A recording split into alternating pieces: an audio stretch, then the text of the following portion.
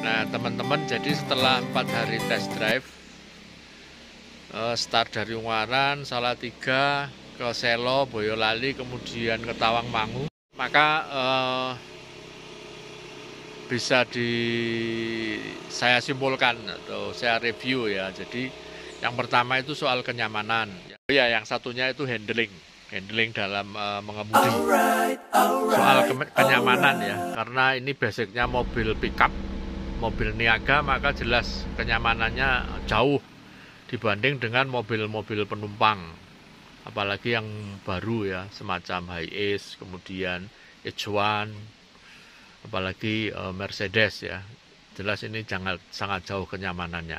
Ini pertama, untuk menaikkan dan menurunkan kaca ini masih manual. Kemudian spionnya masih standar dan kurang lebar. Jadi kalau di jalan tol, kalau mau nyalip harus hati-hati sekali karena covering ke belakang itu sangat terbatas. Nah, ini mutlak harus diganti ini. Jok hanya bisa disetel maju mundur, tidak bisa ditegakkan atau diturunkan. Jadi posisi duduk begitu aja selama perjalanan. Kalau tuas lampu sama ya. Ini lampu jauh, lampu pendek, lampu kota, lampu jauh. Kemudian setir ini seperti ini. Fiturnya masih sangat sederhana, hanya ada RPM dan kecepatan di samping BBM dan suhu mesin. Tapi kalau dari sisi ini, kalau kita buat touring road trip ini lebih menguntungkan. Karena kita satu tidak diribetkan dengan masalah error di fitur. Jadi kalau alat-alat elektronik itu kadang-kadang ada yang error ini itu. Yang kedua, kalau servis di banyak tempat, di pelosok-pelosok sudah ada. Jadi justru fitur ini menguntungkan, tidak akan mengganggu perjalanan kita. Was parking brake-nya juga masih manual. Proses nelengnya manual, 5 kecepatan, 1 mundur. Ini lebih menguntungkan sih kalau manual, kalau di tanjakan-tanjakan, jadi kita lebih bisa memainkan RPM. Apalagi ini mesin diesel, handlingnya beda dengan mesin-mesin bensin. Tuas untuk wiper, cuman ada low dan high. Ini miss, jadi cuman ada ini. Dan kualitas wipernya juga kalau hujan kurang bagus ya. Dan yang paling membuat kurang nyaman ini suhu panas mesin ini.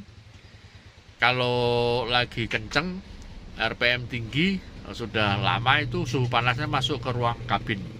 Jadi mengurangi kinerja AC. Jadi tidak terlalu dingin. Berikutnya adalah peredam kejut.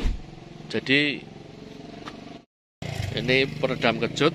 Soal kualitas shock breakernya saya nggak tahu ya, jenisnya pakai apa. Cuman yang jelas kalau dirasakan tidak senyaman mobil-mobil penumpang, memang lebih keras. Apalagi ini agak berat ke belakang, jadi waktu ada jenggulan atau polisi tidur, atau mungkin di jalan tol ada pengejut kecepatan, itu akan terasa sekali getarannya. Manuver untuk memutar balik ini radius putarnya pendek sekali. Radius putarnya pendek, maka kita bisa memutar hampir di semua tempat. Yang jalannya sempit pun kita nggak sempit sekali ya. Jalannya terlalu sempit kita masih bisa memutar. Cuman harus hati-hati ketika berbelok di tikungan. Beberapa kali saya understeer ya. Ya itu masalah kebiasaan saja sih, tapi nanti pasti bisa menyesuaikan lah. Kesimpulannya ini mobil ini benar-benar hanya untuk untuk jalan ya.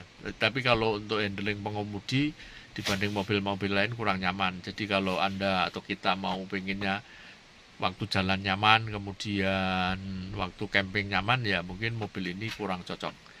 Tetapi kalau pertimbangannya adalah untuk yang penting mobilnya jalan, operasionalnya murah, banyak tempat servis di daerah-daerah, mobil ini cukup bisa diandalkan. Nah, demikian teman-teman, untuk berikutnya akan saya sampaikan itu review soal performance mesin dan pemakaian BBM. mudah-mudahan bisa segera saya upload videonya. Ini belum saya upload karena baru 4 hari pemakaian dan treknya masih terlalu pendek, hanya naik ke Selo dan naik ke Tawangmangu. Rencananya saya akan ke Sarangan dulu, kemudian dari Sarangan akan turun balik ke Solo, Jogja, Purworejo. Selanjutnya kemana baru akan saya sampaikan pemakaian BBM-nya.